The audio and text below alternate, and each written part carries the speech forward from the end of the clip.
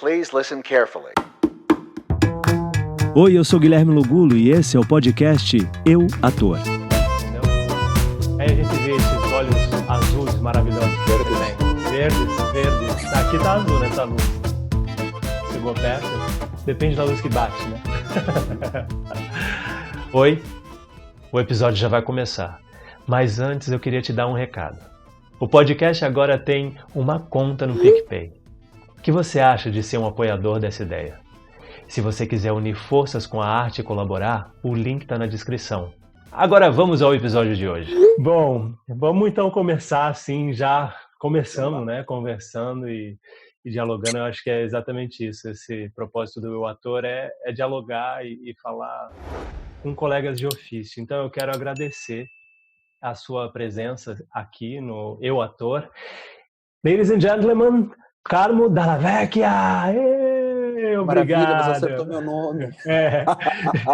Isso que hoje de manhã, quando a gente se falou, eu falei Della Vecchia, né? Eu nem ligo mais, eu te juro, eu não ligo. O meu ego não vai nesse lugar, pode me chamar errado, tá tudo certo, não tem problema nenhum. Mas é difícil, aí o meu é a mesma coisa, eu tenho Logulo, né, italiano, então é sempre Logulho, as pessoas não sabem fazer, eu acho que essa coisa do italiano as pessoas acabam sempre confundindo. Bom, eu já quero começar perguntando o seguinte, você começou a sua carreira modelando, né?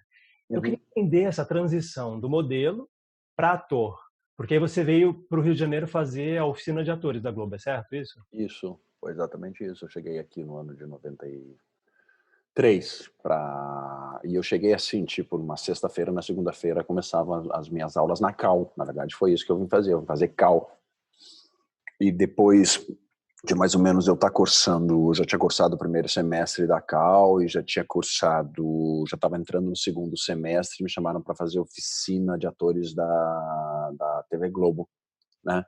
Naquela época eu não trabalhava mais tanto como modelo, eu brinco de uma certa maneira que na verdade eu me tornei ator porque eu sou um modelo frustrado, eu queria ter sido modelo, não queria ter sido ator, mas não deu certo.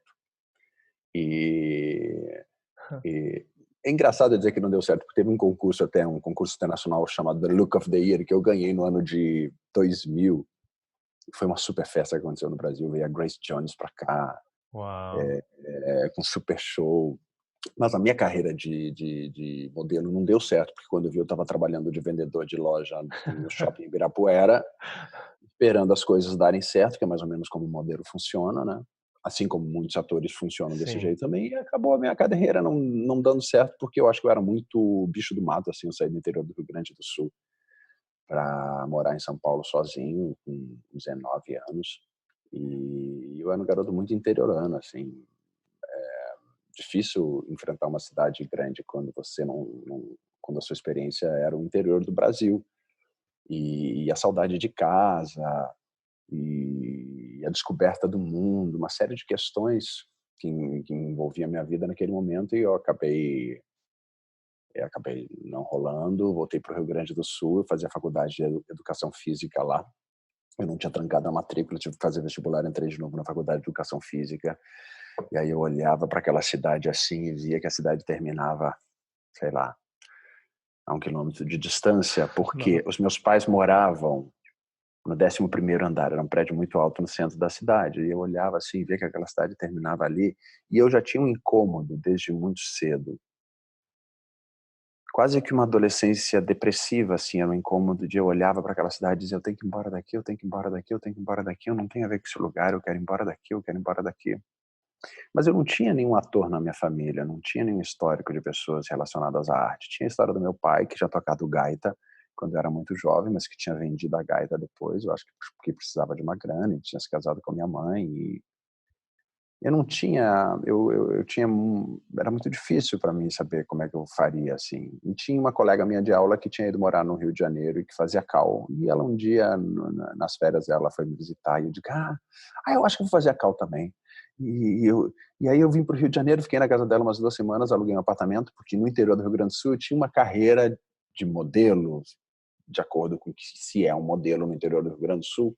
Sim. E era uma carreira até que me dava uma certa grana, assim, que eu consegui juntar uma grana durante muito tempo, durante uns 3 anos, 2 anos, ainda mais depois de ter vencido esse concurso internacional, que me possibilitou chegar no Rio de Janeiro, ter uma grana guardada e começar a fazer cal.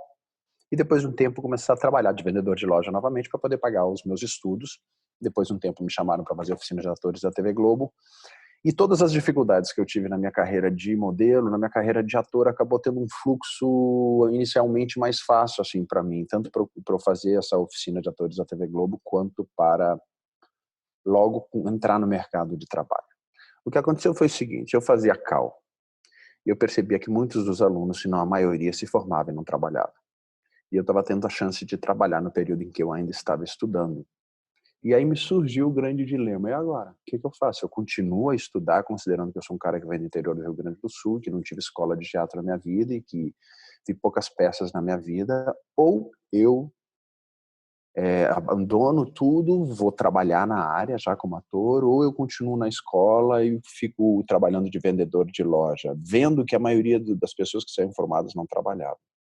Eu tive 2 convites. Primeiro era um convite logo para fazer uma peça profissional no Centro Cultural do Banco do Brasil, que foi Eduardo II, que era um diretor muito bacana, um elenco muito bacana, um projeto muito bonito e, ao mesmo tempo, a oficina de atores da TV Globo e, ao mesmo tempo, logo me chamaram para fazer Engraçadinha, que era um seriado do Nelson Rodrigues, que era todo mundo queria fazer, com personagens maravilhosos, e o meu personagem era incrível também. Eu já comecei contando a história de um garoto que tinha complexo de Édipo.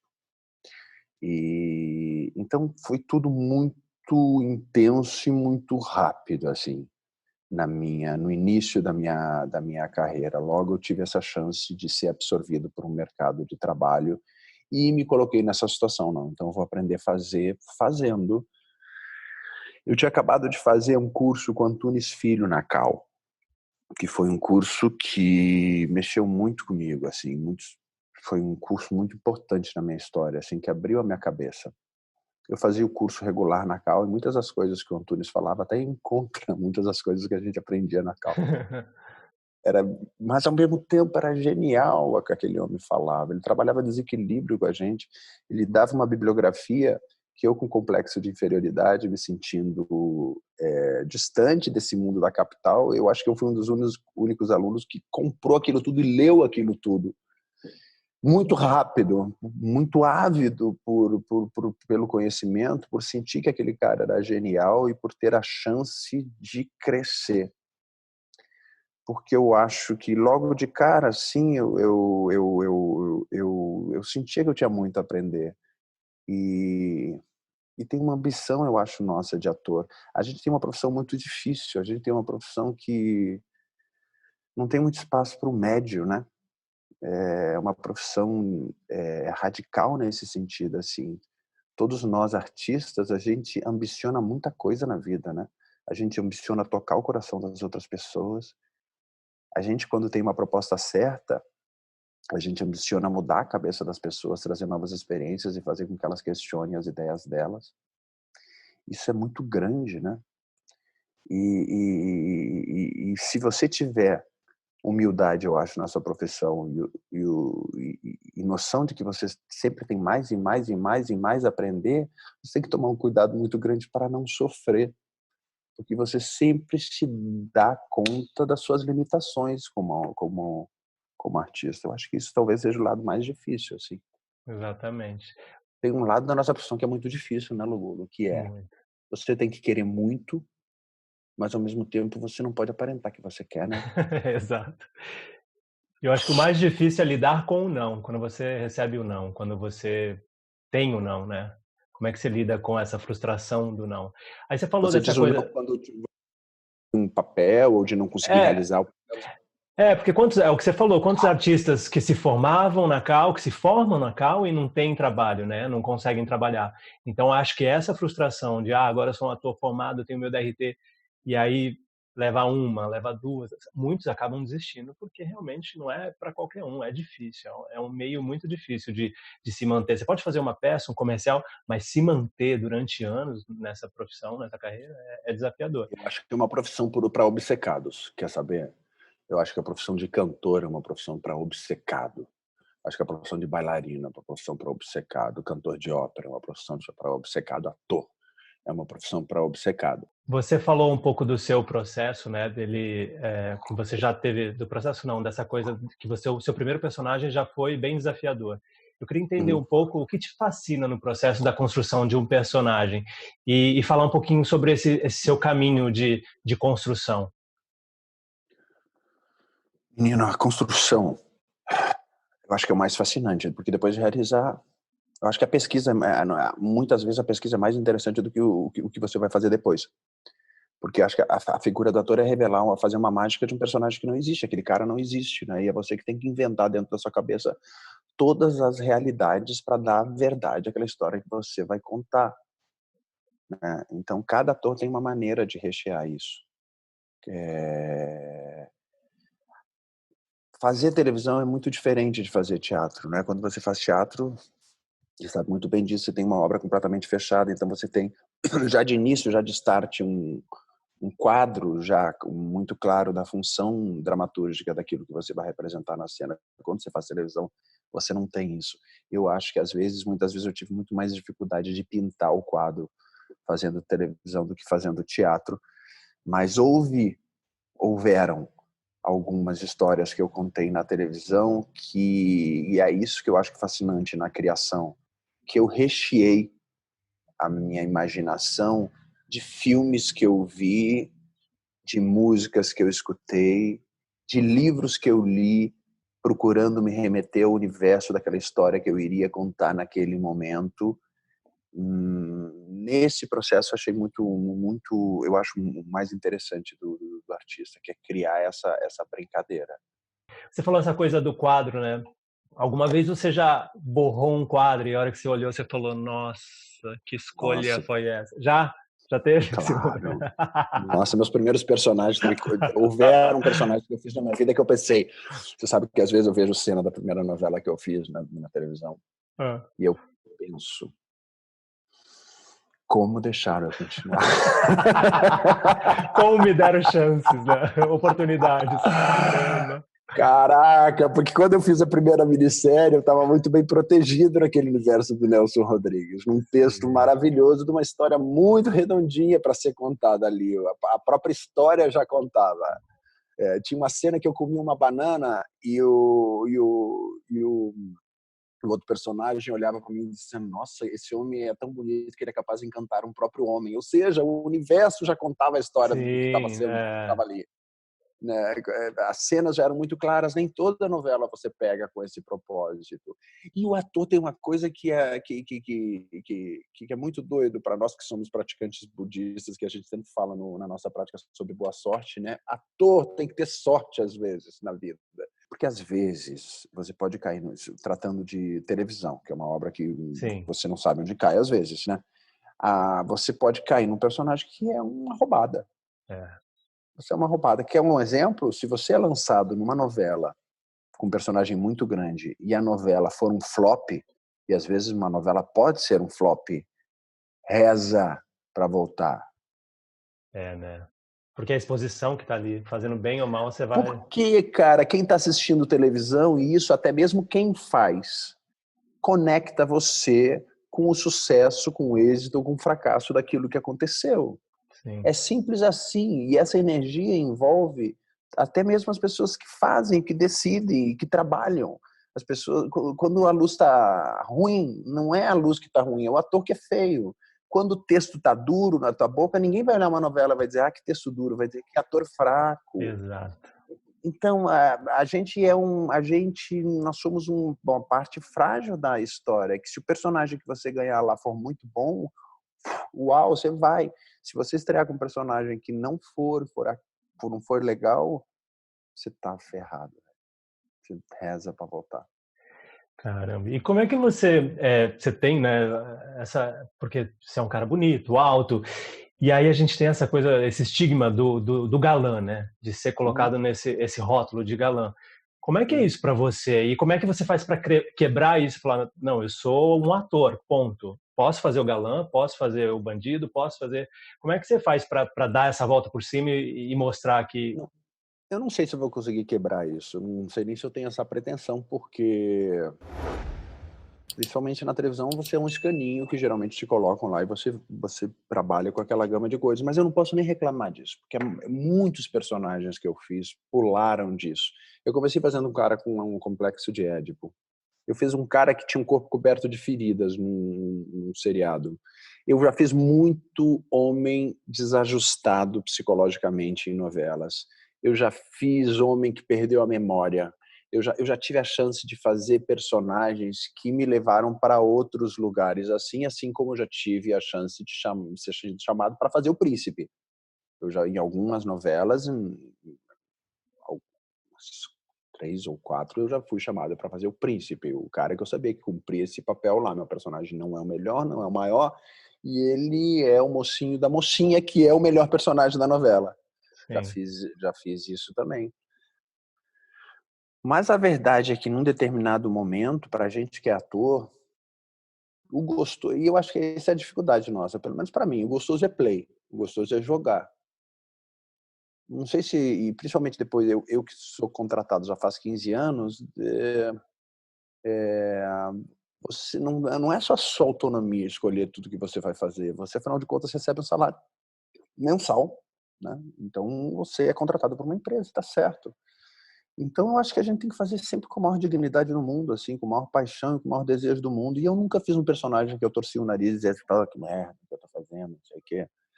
Nunca passei por essa experiência, não. Porque enquanto eu estava em cena, aquele foguinho que estava em cena, para mim era gostoso, era bacana, era suficiente para me dar prazer para eu estar lá. Mas não fujo desse. Se me chamarem porque acham que eu tenho uma aparência que agrada uma grande maioria, ok, vamos lá. É claro que durante muito tempo você percebe que as pessoas têm preconceito com isso e dizem, não, você é galã, É. você não é ator. Mas é Você aquela não é ator, é história do muito bom. bolo. É que nem comediante tem muito isso, né? Sim. Comediante tem uma coisa que é assim, não, eu sou comediante, você é ator. Sim. Ué, peraí. Parece estar numa categoria, eu sou comediante, você é ator. Exato. Mas eu já escutei de comediante também, você é galã, né? Quer dizer, eu não passei nem pelo ator, eu fui galã. É galã, Eu acho que pronto. na cabeça dele, ele me deu um downgrade. Muito Desse o bom, Douglas. preconceito das pessoas É, com as pessoas é, mesmo, tá tudo é. certo, cada um faz. Eu acho que eu tenho uma grande sorte na minha vida e na minha profissão de viver dela há tanto tempo e de nunca ter abandonado ela, nunca ter desistido dela e de conseguir ter uma vida boa com o meu trabalho. E mais do que isso, eu acho que eu consegui nos últimos anos uma coisa que sempre foi meu sonho, que era fazer teatro junto com novela. Então, nos últimos anos, todos os anos, eu tenho feito muito teatro, muito mais em São Paulo do que no Rio de Janeiro. E isso tem me dado muita alegria, assim, que são dois ofícios que, na minha cabeça, muito diferentes. E as Eu últimas trabalho coisas que você fez foram musicais, né? Fez Billie por Elliot e eu tive a oportunidade de te Forever ver Young. em Forever Young. Eu fui fazer Forever Young e eu acho que foi o espetáculo que eu fiz na minha vida que vai ser um dos mais importantes porque me marcou na carne, assim. Por quê? Primeiro porque a gente tratava de um tema muito doido, que era falar sobre morte e sobre velhice, né? Você fazia você mesmo com 90 anos. Nossa. E durante esse espetáculo, o meu melhor amigo se tornou o Tumura, que veio a falecer durante o espetáculo.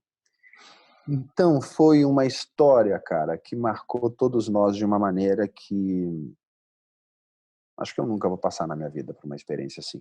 Tinha uma cena do musical que a gente, no fundo do musical, existiam cartazes de, de musicais que nós mesmos, como atores, tínhamos feito.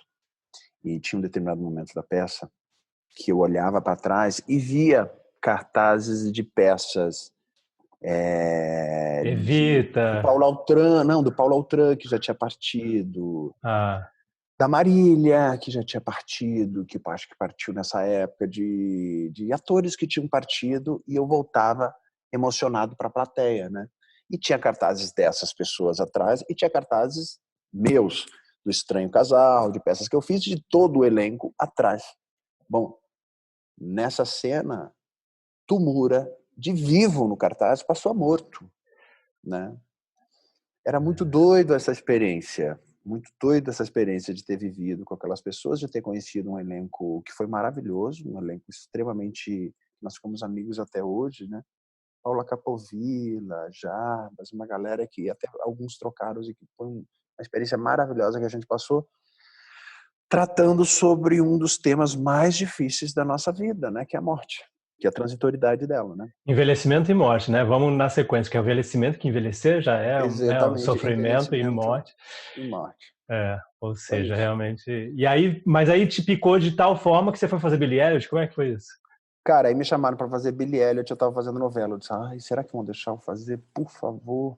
E eu tinha acabado de fazer 1984, que eu já tinha emendado com isso. Eu tava fazendo Malhação em 1984. Então o meu roteiro era o seguinte, eu pegava o roteiro, na sexta-feira, via qual é o dia que eu não gravo essa semana. É o dia que eu vou para São Paulo fazer bate-volta.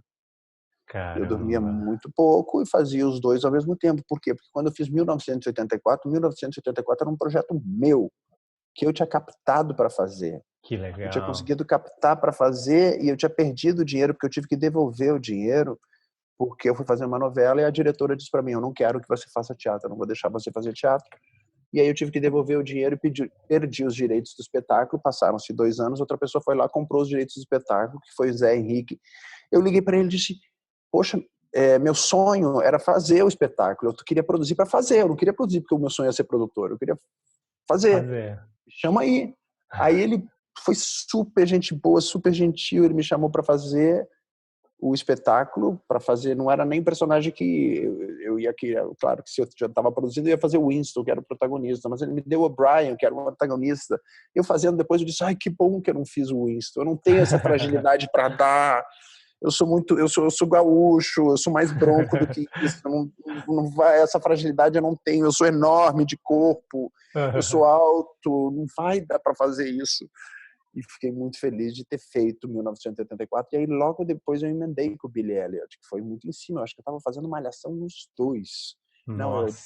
Não foi, eu emendei 4 trabalhos ao mesmo tempo, porque eu emendei Malhação com Órfãos da Terra, uma diferença de 1 semana ou 2, e eu emendei 1984 com Billy Elliot, então era muita ponte aérea, mas eu estava extremamente feliz fazendo o que eu mais queria fazer da vida, que eram espetáculos que... O Billy Elliot, então, eu tinha visto na Broadway, eu me lembro que quando eu vi Billy Elliot na Broadway, eu pensei, eu não sou ator, porque esse menino é uma loucura, quando eu vi ele dança, canta, sapateia, e quando eu achei que ele já tivesse feito tudo em cena, ele dava um mortal em cima de uma mesa. É bem isso. Caraca! E eu olhei aquele musical e pensei, esse menino com 18 anos vai ser alcoólatra. Vai ser Se drogado, aos... certeza. Vai ser drogado. Porque se aos 11 anos ele está nesse ápice de sucesso, de êxito da carreira dele, não tem para onde ele ir. Se ele ficar na expectativa de atingir isso o resto da vida dele, ferrou. Nossa. Não dá. Não dá. E a nossa carreira, a gente tem que ter essa generosidade com ela, né? Tem que ter a generosidade de você se doar a personagens que às vezes são menores, não são os melhores personagens da obra que você tá contando, mesmo assim você tem que amar eles tanto e tratar eles com tanto carinho quanto se fosse. Para você é o seu personagem. Eu É difícil, queria, é desafiador. Eu queria é muito perguntar um desafiador. pouquinho que você teve a oportunidade de atuar em outra língua, né? Italiano, no De Padre in Figlia, é isso, né? De Padre em Padre e Filha Filha. foi... O engraçado do De Padre em Filha foi quando me chamaram, me disseram que eu não precisaria falar em italiano. Eu fiquei sabendo que eu iria falar em italiano 1 semana antes de viajar. Eu não falava, mas eu me lembro, quando eu era adolescente, eu tinha feito um curso de italiano, um semestre italiano.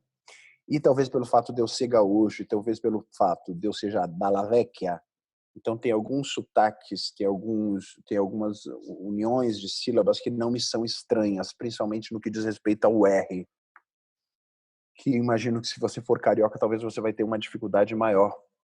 Eu me lembro quando eu cheguei logo no Rio de Janeiro, estava no supermercado, a menina tinha um crachá com um nome lindo, eu disse, que lindo o seu nome. E ela me disse, qual é o seu nome? Eu disse, meu nome é Carmo. Ela disse, com 2 R's. Porque no Rio Grande do Sul a gente tem esse Carmo, que não é Carmo, mas também não é Carmo. É Carmo. A língua dá um flick, é diferente. Então, eu peguei uma pessoa para me ajudar a decorar esse texto em italiano e fiquei tão obcecado pelo texto, tão obcecado, eles gravaram para mim, que eu cheguei lá, fiz, Não errei absolutamente nada, não tive que repetir a cena nenhuma vez por conta do, do sotaque, do acento, deu absolutamente tudo certo. E aí a gente veio gravar a parte que era gravada no Brasil e o diretor chegou para mim e disse assim: você decora um texto para amanhã? Nossa. A gente não passou, porque na verdade sabe o que que é? Quer dizer, esse texto era off, mas a gente queria fazer on, a gente queria fazer com você falando. Decora pra gente fazer amanhã, por favor. Aí eu disse, Caramba. caramba, velho. Mas aí eu decorei, fiz a cena no outro dia e não errei absolutamente nada. E era meio um monólogozinho, assim, tá? Gente, porque em português Quando eu isso já é fiz isso, difícil, né? Imagine em é outra difícil. língua. A sorte é que, como era um seriado italiano, você sabia exatamente, não era uma quantidade de cena absurda de novelas que você gravava por dia. Mas aí o que acontece? Aí eu fui gravar no outro dia e consegui. Quando eu consegui, ele olhou para mim e disse assim: decora mais essa então, por favor. Eu não tô acreditando. Você tá Eu não tô louco? acreditando. Ele tá achando que isso sai na urina. Ele tá achando que... Não sei o que ele tá pensando. Sai na Cara, orelha, eu não muito bom. sei o que aconteceu, mas acabou dando certo. Acabou dando certo. E foi uma experiência muito legal, porque foi a chance de fazer televisão num outro país de uma maneira completamente diferente da que a gente faz no Brasil. De uma maneira mais Sim, artesanal, com uma equipe muito menor, que experiência. mas ao mesmo tempo com uma equipe... Cara, a gente no Brasil, a gente tem um temperamento quente, a gente é alegre, isso pode trazer uma leveza, também pode trazer uma desconcentração. Isso tem vários aspectos, né? Tem aspectos positivos, aspectos negativos. Com uma equipe italiana era tudo muito focado, assim. Não existia firula. Você fazia um take, tinha alguém que olhava para você, o cabelo tá certo, a roupa tá certa, tá tudo certo, vamos embora. Entendeu? Olha, que Era legal. um cuidado muito, muito preciso, muito profissional, muito correto, e as coisas davam muito certo dessa maneira que eles faziam. Diferente de como a gente No faz aqui. Brasil. Às vezes, no Brasil, a coisa é mais leve, a coisa é É, mais... é não é um tão... swingado, né? É O um brasileiro swing, o que é é, bom, mas também não pode ser um pouco menos é. profissional, e as pessoas podem gostar porque, tudo bem, não vamos ser tão radical assim na vida. Mas lá eles eram mais... Por exemplo, para você ter uma ideia do que aconteceu lá, a atriz que fazia lá, eles fizeram muita questão de me dizer isso. A comparação que eles faziam assim, Carmen, essa atriz que você vai contracenar, fazer a maior parte das suas cenas na Itália, é a Glória Pires da Itália. É uma atriz sensacional, ela é uma atriz genial, é a atriz mais famosa da televisão italiana, não sei o que, não sei o que. Essa atriz, numa das primeiras cenas que eu fui gravar com ela, a gente gravava uma cena em que a gente se encontrava numa loja de roupas pequena e a gente se via depois de muitos anos eu ter voltado para a Itália e a gente começava a conversar e eu agarrava ela e dava um beijo. Quando a gente ensaiou a cena, eu acho que fez uma vez, ela chegou e disse assim para mim, olha, só toma cuidado, porque eu tô com o meu microfone aqui, na hora que você segurar em mim, toma cuidado para não segurar no meu microfone. No mesmo momento em que ela me falou isso, o diretor pegou o talkback e disse assim, por favor, não fique dando demanda nenhuma pro ator. Se você tiver alguma questão, você nos avisa que a gente resolve. Uou! Ou Caramba! seja, aqui a gente faz de uma maneira diferente. A gente faz assim, a gente grava demais, né? A novela é uma coisa muito grande. Então você conhece a técnica toda, né? São os Sim, seus parceiros. Você conhece um por um, na maioria das vezes pelo nome. Você sabe quem faz a luz, você sabe quem faz a câmera. sim. Então você muitas vezes deturpa ou deteriora o teu trabalho para facilitar para aquele cara que está lá. Ou a luz não está muito boa aqui, para não mudar toda essa estrutura de luz, você se defende, você vai para o lugar onde a luz está melhor, ou você percebe que o ator te cobriu e você descobre porque você, não tem isso. Era Sim, muito... que massa. a gente tá, não pense em demanda nenhuma técnica, faça o que você acha que deve ser feito e a gente controla. A gente faz. Deu sombra, a gente vai resolver aqui. Não se preocupe com isso. E aqui a gente não faz desse jeito. Né? Que Aqui a gente tem que delícia se preocupar. trabalhar assim, hein? Que delícia. Agora É um pouco diferente. já caminhando para o final aqui, estou encantado assim com a quantidade de histórias que você tem e como a gente, eu acho que vai inspirar os jovens que escutam e assistem esse podcast. E eu queria, essa pergunta que eu sempre faço para os convidados é o seguinte: você, Carmo, se você pudesse voltar lá atrás, aquele jovem na Cal, estudando, sabendo das dificuldades, começando a carreira de ator, né? O que você diria para ele? Que difícil, né? Porque essa pergunta que você está me fazendo, você sabe que muitas vezes mesmo já me fiz uma pergunta muito parecida com essa que você está me fazendo, que é o seguinte. E eu já fiz essa pergunta a amigos meus. Eu sempre faço essa pergunta que é assim, ó, se você pudesse voltar a 5 anos de idade, você se encontrasse na rua, o que você diria para você mesmo? E se você me perguntasse isso, se você dissesse, Carlos, se você voltasse com 5 anos de idade, o que você diria para você? Eu diria simplesmente, relaxa. Agora, se eu voltasse na fase que eu estava estudando em Macau, eu não sei se eu poderia dizer relaxa, porque uma pessoa que ambiciona se tornar artista tem que desejar muito, até para continuar na profissão, porque talvez durante alguns períodos, você vai se sentir perdido, você vai sentir que você não é artista, ou você vai sentir que talvez você não tenha escolhido certo, e difícil, né? Como quem é que vai dar esse carinho para você e dizer acredita em você, né? Eu acho que todos nós temos que ter um grande sonho na nossa vida e perseguir esse sonho. Se você vai atingir ele ou se você não vai atingir ele, isso é uma outra questão. Você tem que ter muito esse sonho de uma maneira muito forte e usar ele com responsabilidade. Não sobrecarregar a vida de ninguém porque o sonho é seu, mas sim, ser sincero com você mesmo e correr atrás do seu sonho. Eu sempre acho que uma pessoa que é sincera com ela mesma e que corre atrás do seu sonho e que tem a capacidade de bater com a cara na parede e aprender com essas batidas, que ela sempre vai ter um futuro feliz, um futuro em que ela vai aprender com toda essa história que ela vai percorrer. Isso, para mim, é muito, muito bonito, né? Tem aquela história famosa do Abu Janra, quando foi na Cal, né?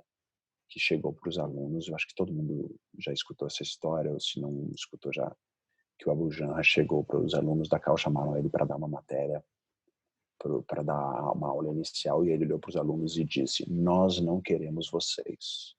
O mercado não tem lugar para vocês, nós não queremos vocês. Acho uma imagem violenta, cruel, e mercado é uma coisa que pode ser criado, né? As melhores coisas que a gente viu sendo feitas no teatro nasceram em grupos de amigos que se juntaram e resolveram falar sobre determinado assunto, né? As melhores montagens que a gente viu seguem esses exemplos. Talvez o que eu fosse dizer para mim é a mesma coisa que eu diria se eu me encontrasse quando eu tivesse 5 anos de idade. Relaxe, mas mantenha o foco. Não esqueça, isso foi o que eu aprendi com a nossa prática budista, não esqueça, é fundamental, que na estrada, no percurso, você seja feliz. Nunca esqueça disso. Então, relaxe, mantenha o foco e seja feliz, porque é só sendo feliz que você consegue manifestar o melhor na sua arte, o melhor para as pessoas que estão ao seu redor. Acho que é isso. Ah, que lindo, Carmo. Nossa, muito obrigado. Eu acho que Obrigado a você, querido. Esse nosso papo com certeza vai incentivar esses jovens a refletirem sobre o ofício e aprender muito com você no sentido dessa dignidade que você leva ao seu ofício, né? Então, parabéns pela sua trajetória. Eu tenho muita boa sorte de atuar com você dentro da organização budista e espero em breve que a gente possa atuar num palco ou sei lá, numa maravilhoso. Ia ser incrível. Então, obrigado por esse papo, viu? Obrigado a você, querido. Obrigado. Boa sorte para nós.